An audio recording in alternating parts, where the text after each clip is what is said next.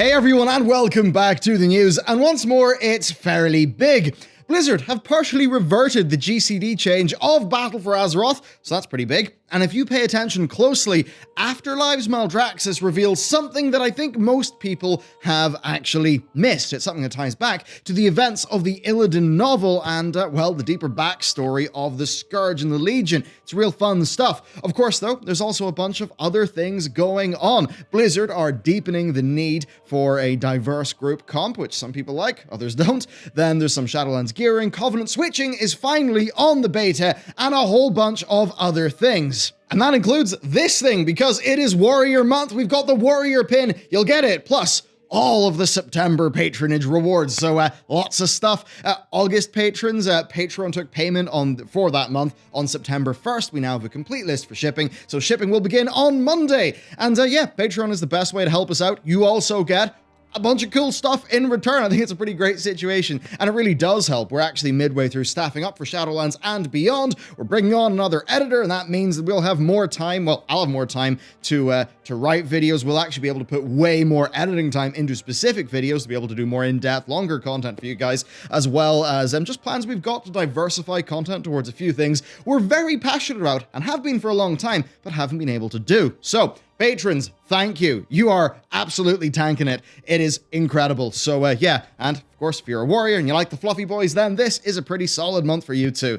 Okay, with that said, let's go and let's get into Afterlives. First up, the reaction to this one. I think Blizz were totally right in doing Uthra and Arthas first, right? That's the thing that would get people hyped, and there was a bit of pushback to this one, right? I think people had some just misaligned expectations. This one wasn't, you know, as big and as hype as seeing Arthas and Uthra, which I mean, yeah, it would be impossible to just hit that for every single one.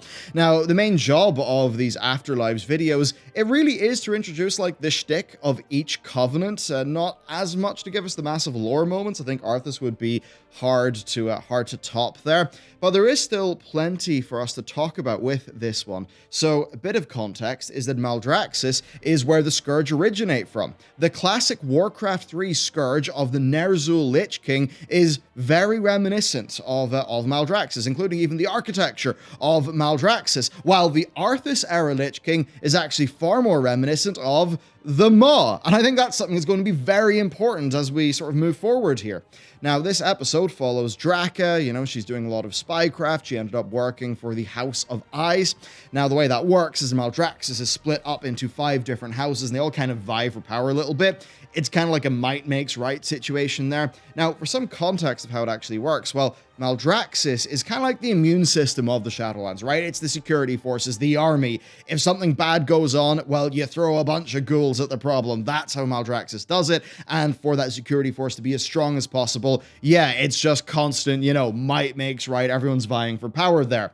Now, this all does lead us to some rather wild things, because yes, they are the defense force of the Shadowlands, but they also seem to have, well, their own intelligence service, right? And that's kind of what Draka is in the House of Ice. Now, we actually see the forces of Maldraxxus very clearly leave the Shadowlands. Look at this frame, okay? Right. Bam. We'll zoom in. We'll do it full screen. We'll zoom in for you. So take a look at it. What do you see? You see Legion demons. And a part of that's because this is literally a reused and sort of recolor graded shot from Harbingers, the series of similar videos they did for Legion. And many people thought, oh wow, it's just a reused shot. How lazy of them. But actually, there's a lot more going on here, a hell of a lot more, because Blizzard have a second shot in the same location that's a close-up of one of those Legion soldiers. Now, the thing is, if it was just Blizz quickly reusing a shot from Harbingers, they probably wouldn't have been making, you know, a new shot to show close-up of this Legion soldier. Now, this is super important because, well, that reuse of the shot from Harbingers is pretty important, because in Harbingers, that takes place on Nathreza, right? The homeworld of the Nathrezim. Now, the lore there is that Illidan and his crew, they went there, they got the keystone, and that's actually... Oh, wow, man, this is so big for what's actually going on here, because, and this is the sort of thing that most people are totally unaware of in the lore. And that's why things like this actually bring me quite a lot of joy, because I feel like in sort of exploring these things, there's just a few aha moments that we can spark in people. And I think that's always what I loved as a viewer. So it's pretty hype. Now, what's actually going on here? Well, the world of Nathreza is the home of the Nathrezim. The Nathrezim are an extremely ancient and sort of vampiric race. They're also extremely intelligent. Their archives pretty much had just complete knowledge of the universe, which means it's a bit unfortunate that Illidan completely trashed the place. Now, if you actually look at these shots, what do you see? Well, you actually see it's not a ruined, messed up, homeworld of the Nathrezim, is it? No. If you actually look there in the second shot, you see trees. Now, the thing is, in Maldraxxus, there's no trees. There's Maldraxxus characters that make comment on how there are no trees in Maldraxxus, and how that kind of sucks and is inconvenient. So, what's this? This is Nathreza. I forgot the name. Nathreza, yes. This is Nathreza in the past, right? Where, there's trees and foliage and it's all just sort of regular, but, still like Legion controlled. And what do we see? We see Draka scouting it. Now, why is she scouting it out? Well, I think that's because of how the hell the Lich King actually came into effect. And this makes complete sense in the timeline, because time is a bit funky in the Shadowlands. Of course, Draka died before most of this stuff kicked off, right? She died before Ner'zhul stuff kicked off. When she died, Ner'zhul was just some dickhead over in Draenor or whatever. Or was it? You get my point, right? Yeah, that happens, Warcraft 2 Beyond the Dark Portal happens at the end of that. Of course, our boy Ner'zhul gets ganked, and what happens there? Well, as punishment, Kil'jaeden turns him into the Lich King. Now, we have since found out, though, that turning him into the Lich King process is just ganked from the Shadowlands. I mean, Frostmourne, the Helm of Domination, those were made by the Runecrafter, and they were stolen by the Nathrezim, who then basically gave them to Kil'jaeden, so that, the Lich King could be created. That's what happened there. So if you then think, well, if you look at Ner'zhul's Scourge, and it very closely resembles the Scourge, or the zombies and stuff of Maldraxxus, and the buildings look like Maldraxxus. There's a reason why Maldraxxus is super hardcore Warcraft 3 Scourge and what it looks like. Then it's pretty obvious. The Legion just ganked the power of Maldraxxus, took it over, threw it onto Azeroth, and tried to use it for their own ends. Now, it does seem like the Jailer sort of usurped that plan via Frostmourne and getting that to Arthas, so there is all of that to talk about. But clearly, I think what we see here is the people in Maldraxxus are like, what the hell's going on outside? These Legion people have came in, they've stolen powerful artifacts, and now they're using our powers. This is not on. And what do we see? We see Draka going around, scouting the homeworld of the Dreadlords, who are the people who, sort of stole that power from the Shadowlands. Of course, Sire Denathrius sort of looks like a Dreadlord. I mean, he is the Lord of Dread. It is Castle Nathreza. The planet is, the planet's Nathreza. So Nathria, Nathreza, Nathrezim, Lord of Dread, Dreadlords. I mean, there's a lot of connections there. So I think this is just deepening the connections between the Shadowlands and the Legion and the Scourge. I think that's super hype. We've actually got a lore video we've been working on for ages on this, so this is a really fun supporting point to all of that as well. And I think that is your big major lore reveal of this Harbingers episode. But I think the thing is, most people will not have seen that. I think that's fair enough, because this is all very, arcane, sort of mysterious parts of the lore that are not communicated in-game. So it really does fall on the lore nuts like ourselves to sort of be leading the charge and trying to explain this to people and sort of get the info out there. But yeah, not really big things with Draka, just she was betrayed a lot in life, she's betrayed a lot in death, but she's pretty strong. But the main thing here is why she was on the planet of Nathreza, and I think we've explained that pretty succinctly, and there you go.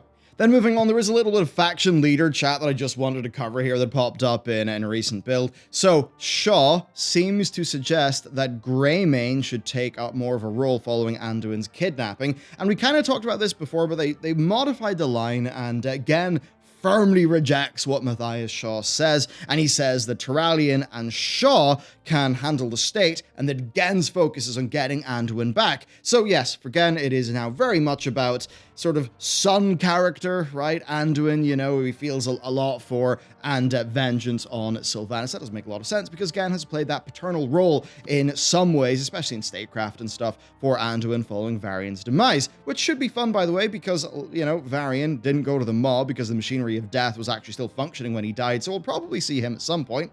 Now, this does tie into a bit of what we talked about in our Shadows Rising lore video, and one of the things we've really been keeping track here of here in the channel for a long time, and that is the upcoming alliance split and alliance conflict, which Blizzard have said they've wanted to do for a long time, and they actually teased in Shadows Rising, where Turalyon is made basically the sort of commander of the armed forces for the alliance, and Shaw makes it pretty clear that he would have preferred Gen to actually be in that role, because that role is just de facto leader of the alliance, basically.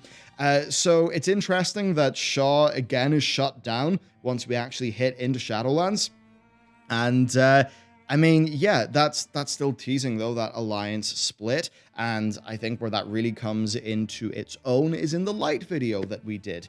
And I think that's something they also very specifically in Shadows Rising tried to push, the light and the void being a little bit iffy. So yes, we're very much in a situation where in the Alliance, it's very much, we'll just get Turalyon to keep care of the state, we're going to get Anduin back, whatever, but there are these very, very clear cracks between those characters that I'm pretty sure are going to explode. And then just as a final thing, so we did talk about Talia a little bit in the past and her coming in, but a recent build also just brought in the line where she first finds out that the Lich King is actually Bolvar, her father, and yeah, just Shaw kind of accidentally lets it slip, which is pretty surprising for her. But what that does mean, though, is that yes, she'll be coming to the Shadowlands with us, it seems, and I think that's really good because it's fixing one of the big problems with BFA, which was that it basically was an expansion made out of vines, or I don't know, TikToks probably, if we're going to go into today. What I mean there is, everything was just so fast, it never lingered in anything, there was just never enough time for these characters to develop. So a character like Talia, you know, she just did so little, even though there was so much potential, and it's actually nice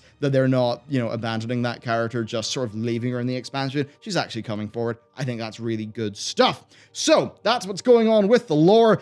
Let's hop on from the lore over to some gameplay mechanics. Yep, Blizzard actually went back on the GCD change.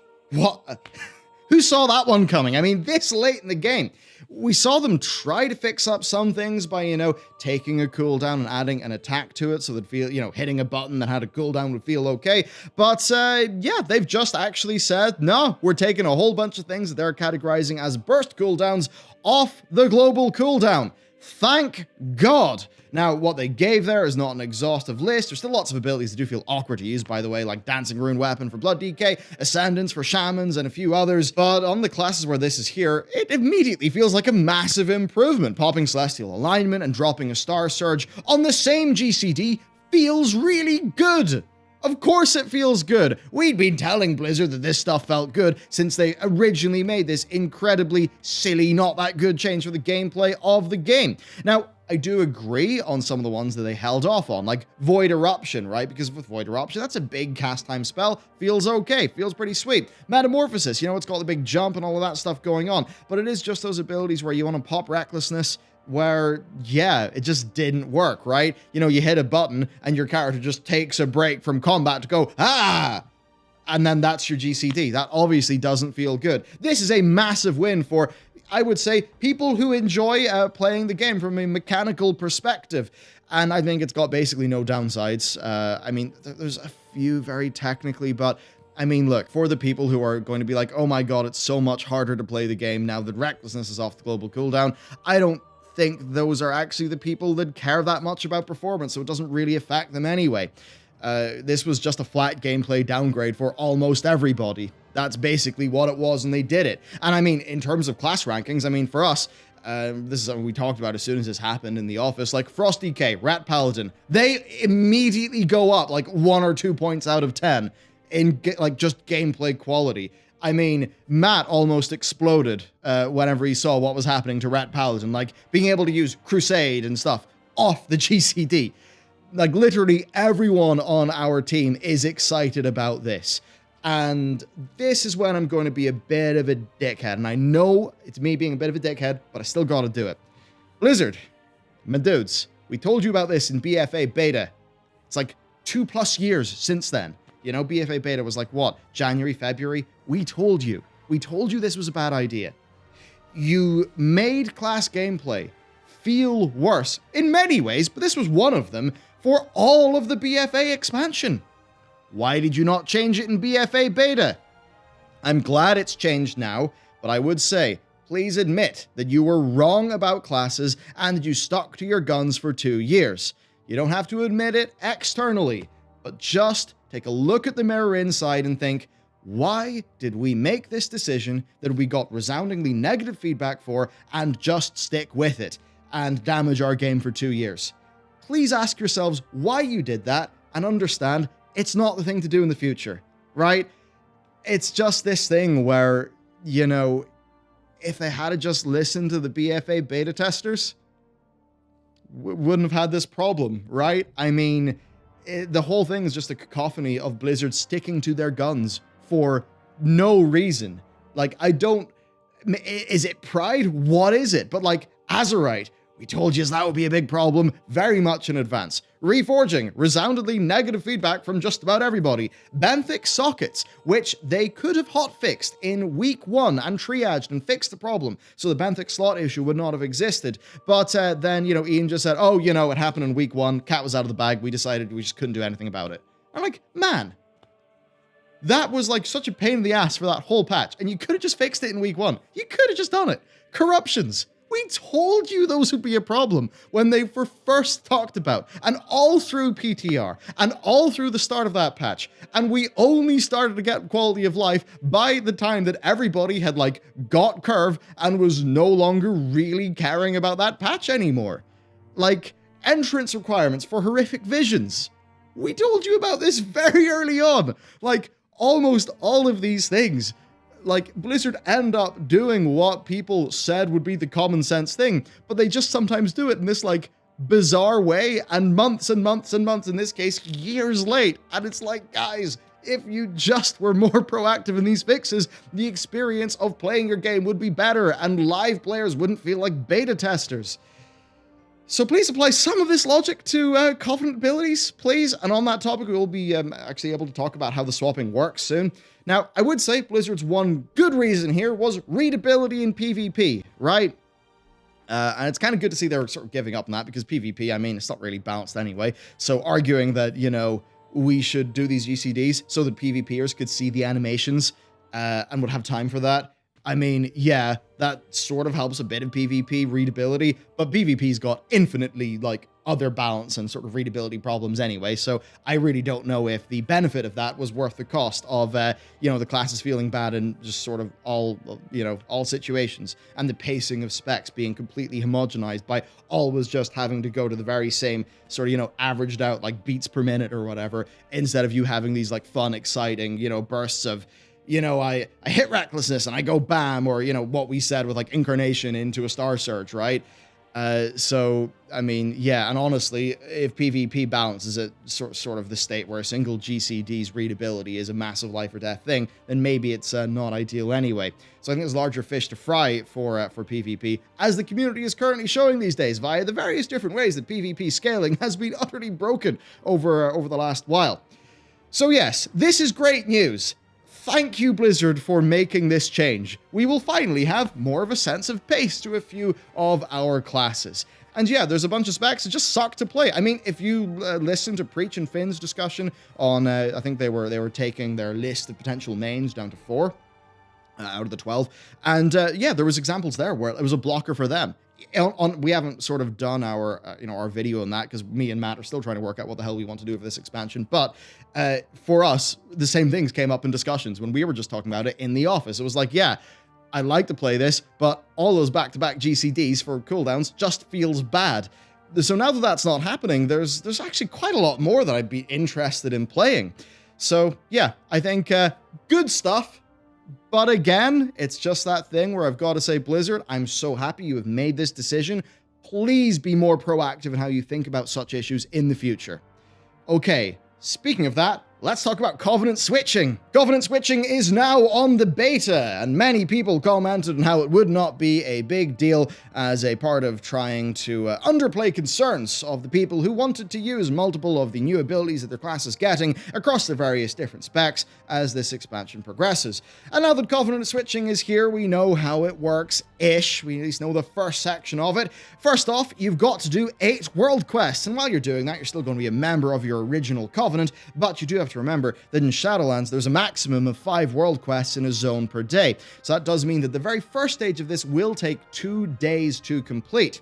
Now, after doing the 8 world quests, the Covenant NPC will then just tell you to return at a later date. So on that, I'm just going to assume like next reset or something. But the point here is that, Blizzard said that switching Covenants would have quite a cost, would take time, and would be quite involved. Now, there's a lot of people saying that you could swap easily. That was a bit weird because they seemingly didn't listen to Blizzard, because Blizzard did say it was intended to be at a cost and be inconvenient, not a thing you'd be doing all the time. So with this, at minimum, it does take 2 days for the first step, and then who the hell knows how many other days for the bit where the NPC just tells you to wait. And you also should remember that the world quests in Shadowlands are like double, maybe triple as long to do as the ones in BFA. So there's less of them, but they can take like, you could knock one out in 5 minutes, but it is more like 10 to 15, at least, depending on your gear level, of course. But yeah, so just doing those world quests will be a decent chunk of those few days where you're doing them. Now, what's my opinion here? Well, the Covenants are a bunch of friends. There are crossover moments during the Covenant campaigns. They all share the same goal. The lore justification for the Covenant split is extremely weak, right? I think it should just be which one of my mates do I want to hang out with the most. Do that, get a bunch of cool cosmetics, but don't really out of the other stuff. I think that just makes so much more sense. Like, to the people who are really trying to hammer that home, the Venthyr will literally give you a daily quest to defend Maldraxxus, okay? Covenant split does not make sense from a lore perspective. In fact, the lore perspective is one of the weaker reasons you could argue for that. Now, the rejoin, and like, to be very clear, you should only join one Covenant and only progress like one Covenant. I just think that should be like on the cosmetics and the fantasy and stuff like that, and not the locking off of a whole bunch of like character customization, basically. Now, the rejoining process here for Covenant that you've already left is basically just an arbitrary waiting time. You've got to wait for the world quest to spawn, you've got to do the world quest, and then after that, you just got to wait until, I guess, the NPC tells you it's now time to join, which I'm just assuming will be the next reset. Now, sure, technically you're doing those world quests to prove your worth, but it's kind of just an arbitrary checkbox, right? It's like the thing that Blizzard have put in to make there be some friction in that choice. Now, sure, your renown and stuff isn't reset, but Blizzard are making it such that the cost there is your time. So, I mean, yeah, there's that. Is this fun? I don't think so. Does this increase like a player's expression of who they are in the game? I don't think so. Where's the fun? I think this is just Blizzard digging their heels in again. If they don't make this design work better, then I'm pretty sure in a future BlizzCon, they'll probably joke about how it didn't go great at launch, and the crowd will probably cheer at them. Just like it sort of happened for Titan Forging, Artifact Power, the Weekly Chest, and, a whole bunch of other clearly not that good ideas they've stuck to for too long. But such is the way of things. Anyway, with that said, let's move on. Well, we sure are not in the era of bring the player, not the class. That is the ideology that sort of kicked in. I think it was really in Wrath that I started to notice it the most and where it was really talked about. But it was the ideology that led to a lot of homogenization of class utility and a general increase in utility across the board. And it was quite funny because by the time it hit Mists of Pandaria, everyone felt, wow, these classes are so powerful, they can do so much, but it was kind of like everyone could do everything. And back in Wrath of the Lich King, there was a lot of pushback to bring the player, not the class, because people felt like it was streamlining, like it was, making the classes less unique and have less identity. But then you sort of progress to the point where, in BFA and in some of Shadowlands, there's actually pushback to the dehomogenization of the classes. And I think that is just quite interesting because of how the endgame experience has kind of evolved and changed over time. But what Blizzard have been trying to do is to give classes more defined weaknesses and more defined strengths. So in the latest Shadowlands build, the Engineer's Battle Res item is gone, as are the Stamina, Attack Power, and Int buff scrolls. Now, for that Engineer's Battle Res, I mean, that was pretty big, because it meant in a Mythic Plus, if you didn't have a B-Res in your comp, you could bring one via that. Now, that's not really something you'll be able to do. So Blizzard clearly just have that problem of trying to get people to bring the class. They want that. Now, I think there's the natural design, right? Like with Battle Res and with Lust and more specific things like Stampeding Roar, Darkness, Power Infusion, Innervate, Rallying Cry, you know, stuff like that. Useful utility, right? That the classes and specs bring. It's great for a group's arsenal. And I think that stuff actually does work quite successfully. I do, though, then think there's more forced design, like the stat buffs from mages, priests, and warriors. Those don't really have an effect in gameplay. They're just checkboxes to tick, so you've got a more optimal group. And it does kind of mean, like, look, if you have 3 magic users who are doing damage in your Mythic Plus comp, you want a Demon Hunter for that 5%. You really do. Now, of course, those checkboxes, the tick for stat buffs, they do serve a purpose in forcing raid comps to be diverse, but they are a lot less interesting than, say, making use of the cool individual tools of a class. I mean, for priests, right, that's, you know, you got your Leap of Faith, your Power Infusion. For warriors, it's Rallying Cry. For mages, it's Time Warp and their immunity, that sort of thing. Some of the utility is sometimes too strong in certain tiers based on design, but we probably won't get Tomb of Sargeras levels bad again, where basically most bosses were made way easier by stacking immunity classes, like, you know, your paladins and your hunters and your mages, as an example. But, like, there is an argument for the stat buffs existing, okay? In that, you know, they're old abilities that classes have, they're very flavorful and very well loved, and it was just that thing where it used to be you could make up for not having those by having a scroll. Those scrolls are going away, so now you kind of will want to check those boxes by bringing that class. And I think some of the issue is where it's kind of just a replacement for, like, a class being useful. I mean, monks adding 5% physical damage is a really good example, but remove that. And outside of Brewmaster, I mean, I'm sure you just see Windwalkers drop off the face of the earth, given their issues and general weakness. So historically, they've been a bit iffy, I guess. So it's kind of like a crutch for them, right? That 5% to make them more useful. So I'm afraid it's kind of a situation where Blizzard, like, look at the raid stats and they sort of think, oh, there's a monk in every raid, job done. Whereas maybe just doing that via, like, a 5% stat thing is not particularly interesting. And it's the sort of stuff that, you know, you can see how it's being used to balance stuff, but I'm not exactly sure if it's the best design overall. And that's where I'd love to hear what you've got to say. Now, as for the drums nerf, I mean, I think it does make sense for specific classes to have better versions. Although the extra strength of, the more haste combined with the cooldown might be a little too strong for pure throughput. So maybe putting, more of a restriction on, like, a longer cooldown or making it less trivial as an item would make more sense there for balance instead of the super hard way they've done it. Now, for the battle res, I mean, that's more of a contingency or useful for some specific tactics rather than, like, useful throughput in general. So I think it does make sense for that to be, like, a bonus of bringing one of, the 3 classes. But overall here, it's a thing where I agree with Blizzard's intent, but I do suspect that maybe more of a blended approach between professions and classes could work out a bit better here. Where, I do think that some of these, like, yeah, your class might not have it, but maybe if your profession could have it, but, like, not in a way that's super trivial, that could be a better way to do it and actually make the professions feel a bit more important. Hard to say. I would throw one question to you, though. If they were to remove the flat stat bonuses as a reason to bring a class, then what do you think would be a more interesting thing for, say, your class, if it's one of those ones? What would be a more interesting and flavorful thing for that class to actually bring to the group? I'd love to know what you think.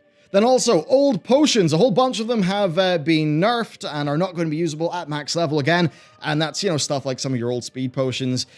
And the nerf to those things and them not being usable in the new expansion does make sense, so Blizzard got a tighter control over what potions, like, are actually a part of an expansion's kit. But it does sting harder with the increase in the pot cooldown, and also it is a bit grim to see, like, move speed nerf from 150% to 70%, but I mean 150 was pretty damn wild. But I would say, maybe if we're going to do this, perhaps a legacy content only speed potion would make sense. If they could do that, I think it could be quite cool. But that said, if the loot value changes do come to pass for older raids and the legacy loot problem is not solved because there's currently an issue there in PTR, then I'm not too sure how many people will be running those older raids. And just for the context there, the gold values, the gold returns for running old raids has fallen off a cliff post Squish, which, a niche, but definitely their community is a bit up in arms over. Anyway, let's move on. All right, the Scourge Invasion got a lot of pushback from some players. It was very, I'd say, split. And some things have changed. This was first noticed by Siggy the Nomad on Reddit. And there's changes there. So, what's happened? Well, zombies die if they fall 10 yards, and if they jump on an upward slope, it does 20% of their max health as damage to them. So basically, the zombies are way weaker. The NPC ghouls also only stay alive for 1 minute, and they no longer attack players or NPCs, which seems a bit strange to me. Players can then only attack ghouls if they are flagged for PvP, so that's also there. And basically, it seems like Blizzard has tried to make it so the event's actually ignorable if you want to ignore it, maybe, and they're trying to respond to the player feedback there. And basically, there was a contingent of players who were extremely angry over how their day could be disrupted, what they wanted to do in the world could be disrupted by this. Now, one of those complaints, which is for new players, has been fixed up, where Exiles Reach players actually get an immunity to invasion stuff. But yeah, it seems like Blizzard have massively just kind of gutted the impact of this. It could be that, or it could just be that this is week 1 of the invasion that they've tested now, and that like future weeks could be more hardcore, which is what happened in the past invasions. But yeah, I mean, if they do stick with this, honestly, I'd be a bit sad, right? I would be, because I think that big events like this that truly impact the world in a way that you just have to deal with, I think those are one of the few unique things you can do in a full MMO like this game. And so much of what WoW has actually done, a group of friends playing an online video game together, that's been taken up by Destiny, by Warframe, by Warzone, by all of those things. You know, these sort of decently robust co-op games that just weren't available in 2004 in the way that they are now. But what MMOs do have that's unique, especially over pseudo-MMOs like Destiny, is a big shared world with loads of players in the same place. And I do think that not being able to use that to do a cool event is a bit of a bummer, to be honest with you. So I'm a bit sad. I do understand why a lot of players felt inconvenienced by it, though, but yeah, I'm a bit sad. I was definitely leaning in the sort of side of, the Scourge are invading, let's do it, let's just make Azeroth be an absolute chaotic shit show for a while. I think it would have been fun. But clearly enough players disagree to the point where Blizzard have decided that's probably not what they want to do. That said, we've not seen an official blue post on this. We've just seen changes on PTR, so maybe they'll make a more official comment, in due course. Gearing in Shadowlands, let's talk about it, because we have seen the entry-level PvP gearing system, and it's kind of interesting. So, honors a new currency, and you can get this Aspirant gear. Now, Aspirant gear can be upgraded from rank 1, item level 158, to rank 6, item level 190, and doing so will cost a lot of honor, like 8.5k to 12k honor for the full upgrade path for regular things, and a good bit more for like two-handed weapons. That seems like a lot of honor, but we don't know how much of this new honor currency we're going to be getting on average, so I'd recommend not reading into those values just yet. Especially because 158 is really quite low. I mean, heroic dungeons drop 170 blues, mythic zeros 183, the weakest legendary you can craft is an item level 190 epic, which is the same as what this gear is when it's maxed out. And, you'll be into the lower 200s if you're raiding, like heroics and stuff. So, yeah, I mean, look, if you're doing higher level M+ keys, ranked PvP, or raids, you will zoom past the gear level of this stuff. But chances are, this is just a starter level gearing system for PvP, one that is intended for players to just get started off and maybe fill in any of their missing slots. But that said, we're going to be getting less gear overall in Shadowlands, because gear will matter more and will, on average, be a bit more useful because of the removal of Titan Forging. Less gear that's more meaningful. That's more in line with, I think, the classic RPG progression system, and not the ARPG progression system of Diablo and Path of Exile, which I think is really good for this game. And that does mean that a bit of a gearing system like this can actually fill a new niche, where, hey, I just want to fill that one slot. Oh, I can do this thing to get something that can fill that slot. I think that's something that could drive gameplay, certainly would for me. And in the past, I will say, I've enjoyed simple gearing systems like this, where it's like, yeah, I can zone out, I can roll through some BGs, which is actually quite a fun thing to do, and I can build up this nice little set as I do it, instead of, the BFA version, which is, I'll do some BGs, and a bunch of random stuff will happen. Maybe I'll get gear at the end, who the hell knows? I'll have no control over what it is, and I've now got no reason to do that, because it just doesn't make that much sense, because it's all just random. Whereas here, it's like, oh, hey, you want this gear? Here's how you get it. Here's the thing you do. Here's the upgrade path. Go have fun. And I see it now and I'm like, oh, cool. I can do that and not feel like I've just been slapped in the face by the game, giving me just some random bit of gear I didn't actually want at the end of my BG. So, thumbs up. Stuff like this, really cool. actually stuff that I'm excited about for this expansion. And with that said, let's get into Quickfire and round off the rest of the news. So, World of Warcraft on the SSDs. Yes, an SSD was at one point a minimum system requirement for Shadowlands. Blizzard have since changed it. And that does make a lot of sense because is it a minimum requirement? No, Shadowlands will run on a hard drive. Will it suck on a hard drive? Yes.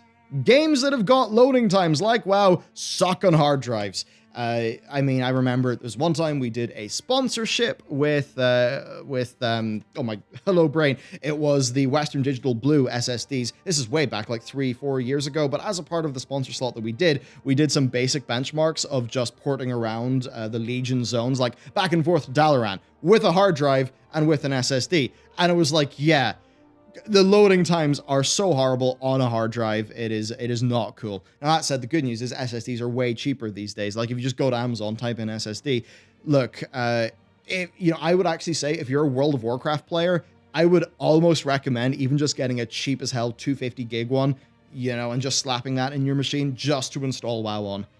Because the WoW experience, like if you're playing WoW for hundreds and hundreds and hundreds of hours, I'd say it's totally worth it. So there is that. Yes, it's now official that you can play WoW on a hard drive. I would, though, not recommend doing it.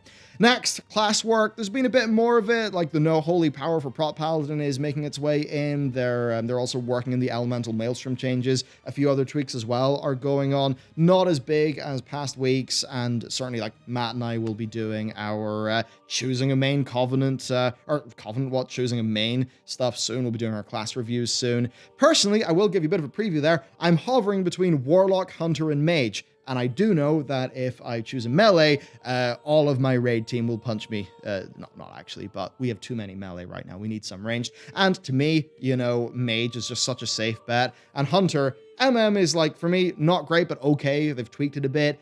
BM is like, it's just pretty solid. And Warlocks, I mean, Affliction, really cool. Demo, really cool. Warlocks do have their issues, though. And to be honest, I don't want to play Demon Hunter anymore. I can't take it. Yes, it's fun just doing giga damage out of nowhere, but I don't have the long-term, I'm jonesing to learn more about my class. It just doesn't happen with DH. They didn't make enough changes. So that's where I am, but we'll do proper content on that in the future. Now, also, Blizzard have been honing in the XP requirements for level 50 through 60, and basically it's going to be at the stage where if you just do the main quest line of every single zone and no side quests, you'll barely scrape by to 60, and that does mean if you do a few side quests, dungeons, etc., you will hit 60 pretty handily. Another change, pretty cool one that WoW had picked up on, is that your conjured off hands are moggable for the Legion legendaries. And what does that mean? Well, the way you had the Doom Hammer, but then you were dual wielding, so you'd kind of have an elemental Doom Hammer. It looked really cool. Well, that's the example that Wowhead saw, and they confirmed that yes, you can just transmog the really cool looking, elemental looking Doomhammer. So for any of those situations, yeah, whatever you're conjured up offhand, you'll be able to mog it. I think that's so cool because they look awesome. So that's really nice. Also, new loading screen. There you go. There it is. Sadly, it's not per zone. It's a bit unfortunate, but it does look really cool. And then the final thing I want to do is just talk about the overall state of the beta. So, Torghast unlocking is still a pain in the ass. You got to do Torghast like 4 times where you can properly get into it, and that kind of sucks. And we're just noticing that now because we're testing like the 60 pre-mades, but certainly that will be a pain in the ass to players once they actually max out their characters and just have got to do a bunch of Torghast that doesn't matter before they can go into Torghast. So, kind of unfortunate. But that said, level 60 pre-mades and all the support Blizzard have put in for those is sweet. Very happy about that. And also, there's a new focused PvP testing realm. That's also great. And I would say that if this was an aeroplane, and we were doing an analogy there, right now, there's a bit of turbulence, there's a bit of a crosswind, but we're making our final descent, and we should be able to make the landing. Now, to compare and contrast, if this was BFA, and we were still using an airplane analogy, I would say that at this point of time, we were beginning our final descent, but we were missing a few engines, the wing was damaged, and, the plane was actually being held by the autopilot from airplane. So, comparatively, we're doing a lot better. And in absolute terms, because relative terms are only so useful, in absolute terms, I would say we're doing pretty well. Even though, yes, I have decided to be a big pull the ripcord boy, making a big video about that and, being a bit salty about, sort of the GCD changes.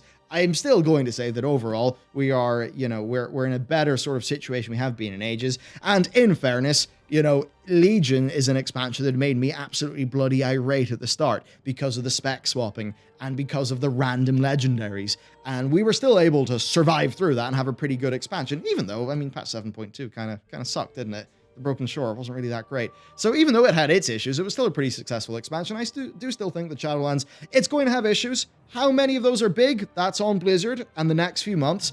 But, you know, the content seems pretty sweet. Torghast seems pretty sweet, and I do, at the very least, know I want to roll 4 characters, one that I think is a really good fit for each one of the Covenants aesthetically, and I want to enjoy that that sort of process and experience. So I am feeling, yeah, pretty solid about the whole thing. And speaking of things that are pretty solid, the enamel pins, they're pretty solid, literally. And if you want the Warrior one, hey, it's September. September is Warrior month, and that does mean that if you are patroned at the end of September, and by the way, if you know when that's the case, Patreon actually does the charge on the very the first or second day of the next month.